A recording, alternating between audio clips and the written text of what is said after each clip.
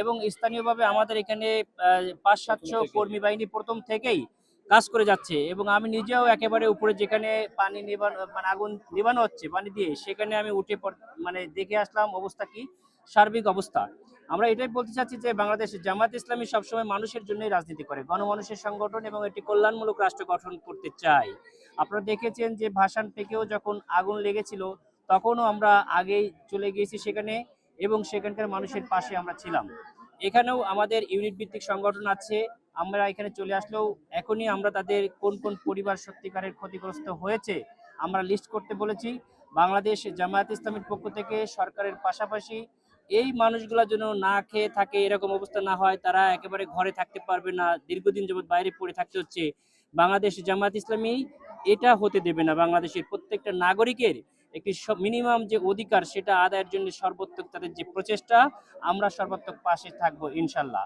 আমি নিজেও একজন ডাক্তার, তাদের যদি মেডিকেল কোনো সাপোর্ট লাগে সেটাও আমি ইনশাল্লাহ তাদের ইনশিওর করব আমাদের ডাক্তারদের টিমের মাধ্যমে। আমার বাসা আগুন লাগে না, আমি এসে নিবে আইসে ভাগাইতে বসে 2 নালা দিছি পরে আমার ওয়াইফ বলতেছে ভাই আগুন লাগছে মাদ্রাসার পিছনে, এই যে মাদ্রাসা এটা এই মাদ্রাসার পিছনে আইসে দেখি যে আগুন এমন ভাবে লাগছে 10 থেকে 12টা বাড়ি পুড়ে গেছে।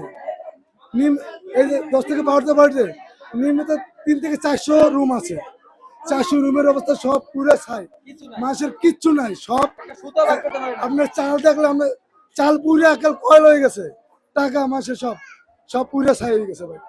মানুষের স্বপ্ন কিভাবে পড়ে আমরা দেখছি চলছে না। তারপর ফায়ার আমরা উপরে গেছি, তারপর 10 থেকে 20 মিনিট পর ফায়ার সার্ভিস আসছে, আমি যাবো আর কি 10 থেকে 20 মিনিট পর ফায়ার সার্ভিস আসার পর তারপর আর কি আগুন নিবানো শুরু করতে তারপর আর কি নিভাইতে পারছে।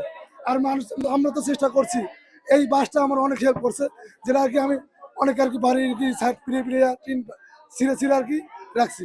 আল্লাহর মতো এখন খাওয়া দাওয়া করতে পারি না, এই যে হয়ে গেলে আগুন নিভাইয়া এই হয়ে গেলে যাইতেছে। দৈনিক বাংলাদেশ মিডিয়া, সত্যের সন্ধানে সারাক্ষণ।